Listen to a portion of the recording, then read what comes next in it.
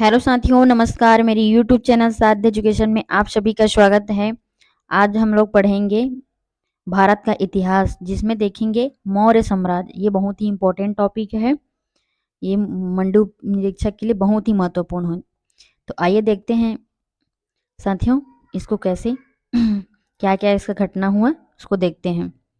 नंद वंश के अंतिम शासक धनानंद को पराजित करके चंद्रगुप्त मौर्य ने मगध में मौर्य साम्राज्य की स्थापना की।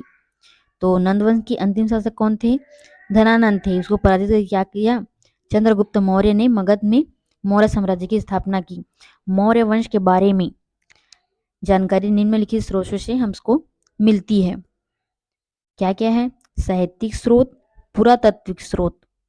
तो साहित्यिक स्रोत में अर्थशास्त्र, इंडिका, मुद्रा राक्षस और जैन और बौद्ध ग्रंथ में ये बुक है।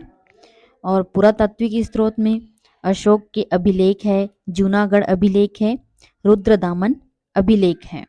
तो पुरातात्विक स्रोत में क्या क्या है? अशोक के अभिलेख है, जूनागढ़ अभिलेख है और रुद्रदामन अभिलेख।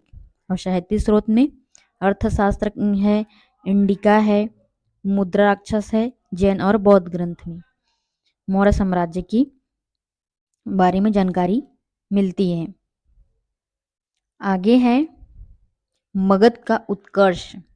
ऐतिहासिक प्रमाणों के अनुसार मगध महाजनपद पर कुल 7 राजवंशों ने शासन किया। तो ऐतिहासिक प्रमाण के अनुसार क्या हुआ? मगध महाजनपद पर, मगध क्या है? एक महाजनपद है।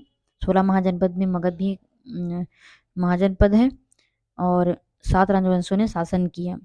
हर्यक वंश, शिशुनाग वंश, नंद वंश, मौर्य वंश, शिशु वंश, कण्व वंश, सातवाहन वंश, जिसमें हम लोग मौर्य वंश को पढ़ेंगे। आगे देखते हैं मौर्य साम्राज्य। मौर्य साम्राज्य नंद वंश के अंतिम शासक धनानंद को पराजित करके चंद्रगुप्त मौर्य ने मगध में मौर्य साम्राज्य की स्थापना की। मौर्य वंश के बारे में जानकारी निम्नलिखित के स्रोत से मिलती है: बौद्ध ग्रंथ और जैन धर्म। आगे है मौर्य साम्राज्य के शासक चंद्रगुप्त मौर्य, उसके बाद बिंदुसार है, अशोक, दशरथ मौर्य, संप्रति, शालिशुक, देववर्मन, सतधवन, बृहद्रथ।